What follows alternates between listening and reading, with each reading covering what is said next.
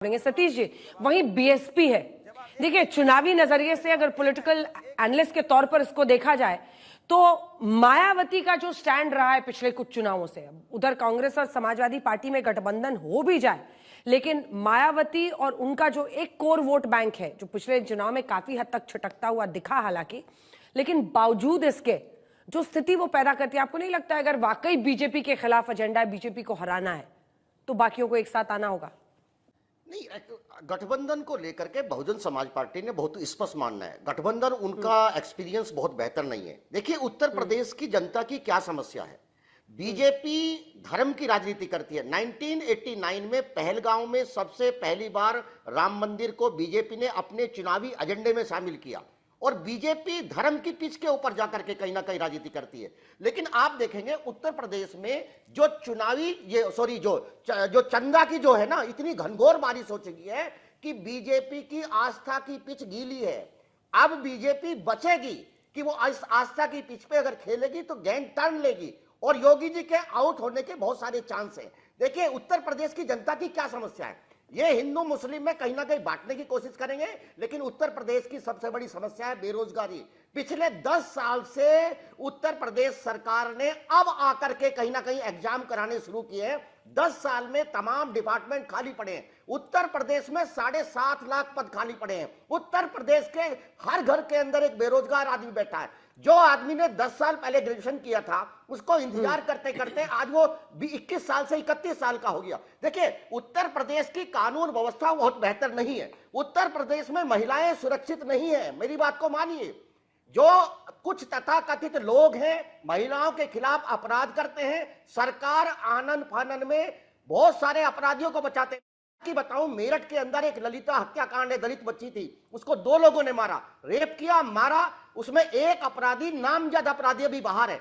वो जब धरना प्रदर्शन कर रहे थे, उनके ऊपर पुलिस ने बहुत बर्बरतापूर्वक लाठीचार्ज किया। जो अपराधी है वो बाहर है। शुक्ला जी, आपने कहा कि मेडिकल कॉलेज तो बनाए। मेडिकल कॉलेज कोई बिल्डिंग नहीं होते। आप मुझे बताइए कि मेडिकल कॉलेज में एक भी नियुक्ति करी है? क्योंकि मेडिकल कॉलेज में बिना डॉक्टर के मेडिकल कॉलेज नहीं बन सकता। पिछले 10 साल में आपने कितने मेडिकल कॉलेज की नियुक्तियां निकाली? मैं समझता हूं कि पूरा का पूरा खाली है। जी, अब सीधा सवाल है, उनका पॉइंटेड सवाल, पॉइंटेड जवाब दीजिए। जी, ठीक, शुक्ला जी। नहीं, पहले सिर्फ एक संशोधन का, पहलगाम में अधिवेशन नहीं, 1989 में पालमपुर अधिवेशन में हमने श्री राम मंदिर आंदोलन को समर्थन देने का प्रस्ताव पारित किया था। तो सिर्फ एक संशोधन छोटा सा। दूसरी बात, भारतीय जनता पार्टी के कार्यकाल में अपराध पर सबसे जबरदस्त नियंत्रण हुआ और इसको कोई भी आसानी से रोज अपराध हो रहे हैं सर। मेरठ का चोर बाजार किसके कार्यकाल में बताओ? अपराधी समाप्त है जी। या तो यमलोक पहुंच गए हैं या जेल पहुंच गए हैं। अपराधी या तो यमलोक पहुंच गए हैं या कारागार पहुंच गए हैं। अपराधी बिल्कुल जो है, या तो अपराध को उन्होंने तौबा कर लिया है या वो यमलोक पहुंच गए हैं या कारागार में है। अपराधी के लिए स्वच्छंद घूमने का कोई अवसर नहीं है। अगर आज जो मेरठ में घटना घटी है, अपराधी जेल में जाना चाहिए या उनके माँ बाप? कोई भी जान सकता है जी। बताइए, इसी नोएडा में जो है निठारी कांड हो जाया करता था, इसी नोएडा में। ठीक है, जवाब सुनिए सतीश जी, वो जवाब दें, फिर भदौरिया जी को भी बोलने दीजिए। भदौरिया जी और अखिलेश जी हाथ उठा रहे हैं। शुक्ला जी, इसी जो है नोएडा में निठारी कांड हुआ करता था और निठारी कांड पर इसलिए नोएडा नहीं आते थे मुख्यमंत्री कि जो नोएडा आ जाता है वो मुख्यमंत्री फिर मुख्यमंत्री चुनकर नहीं आता वापस। इस अंधविश्वास की गिरफ्त में लोग थे और आदरणीय योगी आदित्यनाथ, गोरखनाथ के नाथ पंथ को मानने वाले वो संत स्वरूप व्यक्ति, वो लगातार नोएडा आए और मुख्यमंत्री दोबारा चुनकर भी आए। तो तमाम अंधविश्वासों पर भी विजय पाने का काम आदरणीय योगी आदित्यनाथ जी के नेतृत्व में भारतीय जनता पार्टी की सरकार ने किया। जहां तक नियुक्तियों की बात है, सबसे पारदर्शी नियुक्तियां, नहीं तो पीसीएस की परीक्षा में एक ही जाति विशेष के लोग पास होने लगे थे। थानों पे एक ही जाति की नियुक्तियां थी, एक ही जाति विशेष के थानेदार सारे थानों में नियुक्त हुए थे। सारे थानों में एक जाति के, उस जाति के बाहर की नियुक्तियां थानों में हो नहीं पाती थी, और सबसे अधिक SC/ST एट्रॉसिटी एक्ट का केसेस समाजवादी पार्टी के कार्यकर्ताओं पर ही लगातार 1994 से लेकर 2024-25 तक के NCRB के आंकड़ों का विश्लेषण कर लीजिए। इसके बाद आगे सबसे होती है, अधिक अनुराग जी अनुसूचित जाति जनजाति पर उत्पीड़न के मामले समाजवादी पार्टी के कार्यकर्ताओं के विरुद्ध ही दर्ज हुए हैं। इस बार डू और डाई की स्थिति है अनुराग जी आपके लिए, और खास तौर पर तब जबकि लोकसभा में पिछले आपकी परफॉर्मेंस अच्छी रही उत्तर प्रदेश में। हाँ, एक परिवर्तन आपने अंजना जी देखा है, बड़ा गजब परिवर्तन है भारतीय जनता पार्टी में। हर जगह नोएडा भी पहुंच गए, हर जगह पहुंच गए, लेकिन अयोध्या नहीं जाएंगे। अब अयोध्या की बात ही नहीं करेंगे। कमाल देखा आपने, सवाल अयोध्या पे पूछा अयोध्या गया में था, हमारा पहुंचे नहीं, तालुका पहुंचे ही है। नोएडा कोई नहीं वहाँ जाता टिल्लू है। यादव और पहले टीपू एक की जात चोरी की सबके भर्ती सामने। होती थी, मैं आपके टिल्लू बीच में नहीं यादव, बोला, टीपू फिर की आप रिश्ते बोलोगे सबको पता है। बदतमीज, फिर हम बोलेंगे आप टिल्लू सुन लीजिए, मैं यादव, आपके बीच टीपू में के नहीं रिश्ते। बोला, मैं आपके बीच में नहीं हमारे बोला। बीच में अंजना बोल जी रहे थे ऐसे ना, नहीं होती डिबेट। शुक्ला जी देखिए, फिर आप देखिए अभी आप क्या क्या बदतमीज भी कह रहे थे। शुक्ला जी सनातनी होने का परिचय ठीक नहीं दीजिए, है धैर्य ना, रखिए। ठीक नहीं है। आप बदतमीज हो ये वो, प्लीज। हम आपकी तरह गालीबाज नेता नहीं है, हम आपकी तरह गालीबाज नेता नहीं है। हम अच्छा, आप दरअसल टॉपिक पे सनातनी आइए, हैं, अपना अपना इसलिए हम बदतमीजी नहीं सेटल बोलते किसी को। स्कोर आप अलग जगह गाली सेट मेरी बात कीजिएगा, सुनिए। ठीक है अनुराग जी।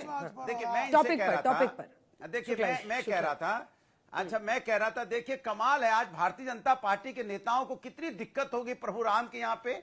जैसे आप चढ़ावा चोरी की बात करोगे ना, दुनिया की झूठ बोलना शुरू करेंगे, एक ही जात के लोग भरे गए, एक ही जात का हो गया, यहाँ पे सब एक ही जात के लोग रहते थे। कमाल की बात है, क्या बोल रहे हैं इन्हें खुद नहीं पता है, क्योंकि जवाब नहीं है। दूसरी बात, एक अभी दूसरे RLD के थे, कह रहे थे याद है वो घटना। हाँ याद है कि हमने आपको राज्यसभा दी थी, याद है हमने राज्यसभा दी थी RLD को, याद है हमसे राज्यसभा लेके आपने चुन्नी पलट गई थी, मुझे याद है कि किस तरह से विचारधारा पलट गई, जैसी सत्ता में जाने का मन बनाया। तब तो हमारी विचारधारा में थे ना, हमारी विचारधारा के साथ लड़े और उसके बाद तुरंत पलट गए राज्यसभा लेने के बाद। ऐसी हमें विचारधारा नहीं चाहिए, ये हिंदुस्तानी लोग हैं, हिंदुस्तान में विचारधारा ऐसे अगर पलटने लगती है ना तो समझो जनता भी पलट गई है। इसलिए मैंने कहा ना विपक्ष जनता बन चुकी है। दूसरी बात, अभी एक IM के बैठे हुए हैं, AIM कौन सी उनकी पार्टी है, अब क्या कह रहे हैं पता है, एक बार भी वो ओवैसी जी की पार्टी के बीजेपी के खिलाफ नहीं बोल रहे हैं। महंगाई, बेरोजगारी, महिला अत्याचार कुछ नहीं बोल रहे हैं।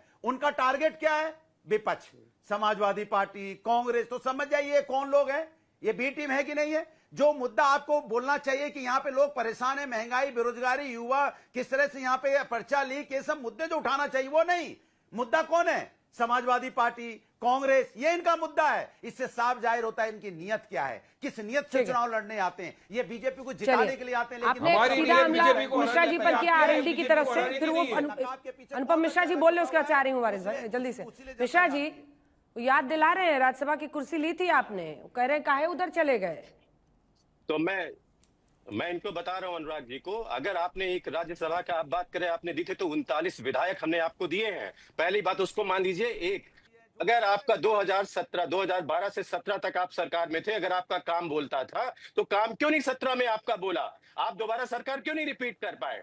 आप काम नहीं बोलता था, आपका पूरी जो थी, आपके 2.5 मुख्यमंत्री उत्तर प्रदेश को चलाते थे, पूरा उत्तर प्रदेश जानता था। कांग्रेस पार्टी को यह अधिकार है कि मंदिर कौन गया ना गया इस पर प्रश्न करे। क्यों नहीं अधिकार है, ये किस हैसियत से आप कह सकते हैं कि नहीं अधिकार है। क्योंकि आपके शीर्ष नेता सबसे नहीं बड़े गए राम हैं। भक्त हम लोग हैं। कौन, बाबर की कब्र पे जाने वाले राम का नाम वो आपके शीर्ष क्या नेता गए मंदिर हैं बन क्या? गया है पूरा, बाबर की कब्र पर नहीं 3 मंदिर पीढ़ियां पूरा रही, बन गया है, और राम अब आप मंदिर गोल तक आज पोस्ट तक चेंज नहीं कर गए। रहे हैं। मंदिर पूरा बन गया है। आप वो बीजेपी RSS का कार्यालय बना रहे हैं बाबर की कब्र और आप पर क्यों कहेंगे गए कि बार-बार, आइए ये तो हमारे, बताइए। हम जो कर रहे हैं उसको जस्टिफाई करिए, हम मंदिर क्यों तब भी था जाएंगे। जब आप बाबर की कब्र पे खड़े थे। जब बाबर की शंकराचार्य कब्र को पर क्यों ना नहीं बुलाया खड़े आपने? प्रेम जी उनको पूरा करने दीजिए, बीच में इनको अब मैं चुप आप ही करे से तो जवाब लूंगी, गंभीर पहले बात आप हो पूरा रही है, करिए इनको चुप अखिलेश कराइए जी। आप। हाँ। सुनिए, देखिए आप नेता हैं मोदी जी, आप ही राम प्रतिष्ठा आप भी करेंगे, प्राण प्रतिष्ठा। एक घर के अंदर गृह प्रवेश ही ब्राह्मण से और एक आचार से कराया जाता है, और वो भी आधा अधूरा आपने किया। सारे संतों ने कहा यह गलत है कि चूंकि आपको चुनाव के पहले मंदिर का कैश कराना था इसलिए आपने किया। आप शंकराचार्य को नहीं बुलाएंगे, धर्म के अनुरूप नहीं चलेंगे और चाहेंगे कि हर कोई आपको उसमें मुहर लगा दे आपके साथ होने का। वो बीजेपी का कार्यालय बना रखे हैं, आप संघ का कार्यालय बना रखे हैं। किस तरह से वहां लोग बैठे हुए हैं, साधु संतों का ट्रस्ट बनाइए, मंदिर को पूर्ण करिए। ये तो गजनी और औरंगजेब को पीछे छोड़ दिए, जितने मंदिर इन लोगों ने लूटे और तोड़े हैं। तो कौन करेगा इनकी बात, कौन रहेगा इनके साथ? इतिहास में पढ़ा गया था गजनी को, लेकिन आंखों से जनता देख रही है। औरंगजेब को पढ़ा गया था, जनता देख रही है। तो आज के तारीख में ये सब कोई राम भक्त नहीं। अंजना जी, मैं बार बार कहता हूं, ये सब नाथू राम भक्त हैं। ये राम के नाम के चंदा और चढ़ावा खाने के लिए हैं। लूट और झूठ इनका पेशा है और जनता इस बात को जान गई है। राष्ट्रीय अध्यक्ष आए लखनऊ में, कौन सा राजनीतिक कार्यक्रम किए, कौन सा अपनी सरकार की उपलब्धियों पे बात किए? सिर्फ झगड़े सुलटाते रहे सीएम डिप्टी सीएम और प्रदेश अध्यक्ष का। कभी उनके यहां चाय तो उनके यहां चाय, बैलेंस करते रहे। चलिए अब प्रेम शुक्ला जी जवाब दीजिए। पहली बार अखिलेश जी खुद से बोलते हुए चुप हुए। बाबर की नहीं, मुझे लगा कि मैं डिस्कनेक्ट तो नहीं बाबर की नहीं, कब्र पर हमने 3 आप सोचा पीढ़ियां कि आप नाक मन भर रगड़ बोल कराई। लीजिए। और राम मंदिर जाने पर जिनको पीड़ा है, राम मंदिर नहीं गए, लेकिन अपने पुरखे बाबर की कब्र पर 3 पीढ़ियां जाकर नाक रगड़ कर आई। रामलला को काल्पनिक कहा। राम मंदिर के खिलाफ बाबरी के पक्ष में कपिल सिब्बल मुकदमा लड़े और जो है जफर याब जिलानी समाजवादी पार्टी से मुकदमा लड़े। बाबरी मस्जिद एक्शन कमेटी में मोहम्मद आजम खां थे। शहाबुद्दीन को पाला कांग्रेस ने जीवन पर्यंत। और ये जो है राम भक्तों और शंकराचार्य की बात करते हैं, इनको पता ही नहीं शंकराचार्य हैं कहाँ। कांची कामकोट के शंकराचार्य जी, विजेंद्र सरस्वती जी स्वयं रामलला की प्राण प्रतिष्ठा के कार्यक्रम में थे। वासुदेवानंद सरस्वती जी स्वयं राम जन्मभूमि न्यास समिति के सदस्य हैं। इन्होंने संसद में संकल्प लिया था कि श्री राम लला की जन्मभूमि पर बाबर की मस्जिद बनाएंगे। ये कांग्रेस का भारत के संसद में लिया गया संकल्प था और ये संकल्प पूरा करने की हिम्मत इनकी कभी नहीं हुई। ठीक है, दो लाइन का कंक्लूडिंग रिमार्क ले रही हूँ। अयोध्या में वारिस पठान को दिखाई। ठीक है, रुकिए शुक्ला जी, आ रही हूँ अभी कंक्लूडिंग रिमार्क आप तीनों से पता है, तीनों का हाथ उठा हुआ है। वारिस जी, अनुराग जी कह रहे हैं कि बीजेपी के खिलाफ तो बोलते ही नहीं आप जी। अरे हमारे लिए तो अंजना जी एक तरफ बीजेपी, एक तरफ ये कथाकथित सेक्युलर पार्टी है। क्या नाम है अखिलेश की पार्टी का? ये समाज ये क्या समाजवादी जैसी पार्टी है। अच्छा, खुद 2 बार तब हरा नहीं सके बीजेपी को, वो भी हमारी वजह से हो गया है क्या? ये भी ठिकरा हमारे सर में पहुंचेंगे। सेल्फ इंट्रोस्पेक्शन करो। हाँ, फिर बोलना नहीं B team D team Z team आ गए। क्यों तुम्हारे मुंह से जुबान नहीं खुलती क्या? 111 एमएलए है ना, 37 तुम्हारे पास एमपी है। वह मुसलमानों की मस्जिद गिराई जा रही है, मदरसे गिराए जा रहे हैं। कब बोलेंगे, कब आवाज निकालेंगे? नहीं, अब कब दरी नहीं बिछाएगा अब्दुल तुम्हारे लिए? भदौरिया जी रिस्पॉन्ड कीजिए उनकी बात का। एक मुसलमान बेचारा वो था, उसको भी छोटा छोटा कमेंट करवा दिया। कह रहे हैं मुस्लिम्स का मुद्दा आप नहीं उठा रहे हैं यूपी भारतीय में। जनता पार्टी के प्रवक्ता को आपने देखा? मैं बोल रहा हूं, देखा आपने भारतीय जनता पार्टी के प्रवक्ता ने कितनी बार बाबर का नाम लिया? हम लोगों ने नाम लिया क्या? ये बाबर बाबर बाबर कर रहे हैं। अब बाबर की आड़ में छुपना चाह रहे हैं। सोचो आप, छुपने की जगह क्या मिल रही है इनको? बाबर, औरंगजेब, इतिहास उसकी आड़ में छुप के बताना, अपने आप को बचाना चाहते हैं। ये राम भक्त नहीं है, ये सत्ता भक्त हैं। इनको सत्ता चाहिए, राम से कोई लेना देना नहीं है। प्रभु राम के नाम पे की तो हम लोग हैं आस्था वाले। जो चढ़ावा चोरियों को हमने उजागर किया, आपने किया? नहीं किया। इसीलिए अनुराग जी वो कह रहे हैं सॉफ्ट हिंदुत्व की राह पर आप चल गए हैं, मुस्लिम से जुड़े मुद्दे नहीं उठा रहे हैं। और यही इमरान मसूद भी कह रहे हैं। इस पर तो जवाब ही नहीं दे रहे आप अनुराग जी। मैं जवाब दे रहा हूं। सनातन का मतलब क्या होता है? सनातनी मतलब पता है क्या होता है? सनातन वो होता है जो सभी धर्मों का सम्मान करता है। हम हिंदू धर्म के लिए भी खड़े होते हैं, हम मुस्लिम धर्म के लिए भी खड़े होते हैं, हम किसी पे जो पीड़ित होता है उसके लिए खड़े होते हैं। जल्दी से अखिलेश जी का कमेंट, उसके बाद से अब शुक्ला जी देखिए, जल्दी से अखिलेश जी। देखिए अंजना जी, ये आदमी सिर्फ झूठ बोलता है। बीजेपी के लोगों का आज के तारीख में काम है सिर्फ झूठ बोलना। हम सिर्फ इनके बातों पे नहीं जाएंगे।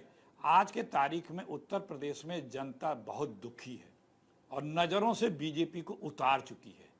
उसे छोटी छोटी बातों में तो लोगों को लगता था कि चलो ये पॉलिटिकल बातें हैं, लेकिन जिस दिन से इन लोगों ने मर्यादा पुरुषोत्तम भगवान राम को लूटा है और लुटेरों को बचा रहे हैं और मोदी जी और मोहन भागवत खामोश हैं, सबको यकीन हो गया है कि वो अटल जी का जो एक भाषण आ रहा है कि अगर चोरी करते वक्त कुत्ता न भौंके तो समझना है कि वो चोर को जानता है।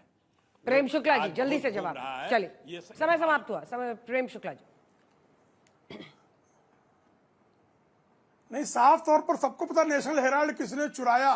चाची 420 के बारे में हर कोई जानता है कि नेशनल हेराल्ड स्वतंत्रता सेनानियों के धन का गबन कर ले गए।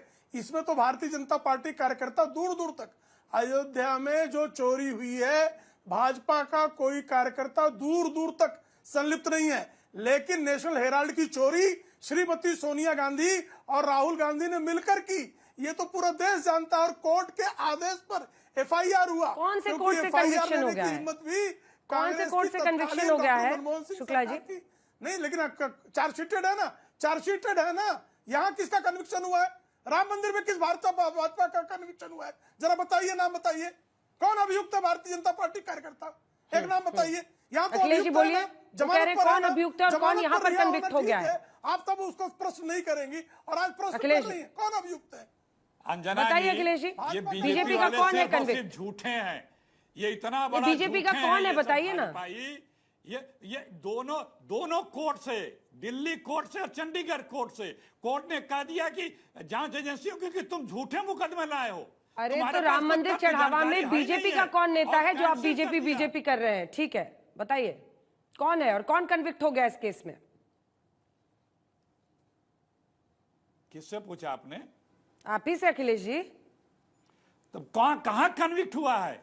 मैं तो वही कह रहा हूं, कोर्ट ने रिजेक्ट कर दिया इनके मनगढ़ंत आरोपों को कि जो जांच एजेंसियों ने जो आरोप वो लगाए मैं हैं राम मंदिर वो में सिर्फ पूछी थी, कपोल लेकिन चलिए कल्पित हैं। वक्त इतने की इजाजत देता है, वक्त इतने की इजाजत देता है। आप सभी का बहुत धन्यवाद हमारे साथ जुड़ने के लिए। देश दुनिया की बाकी खबरों के लिए देखते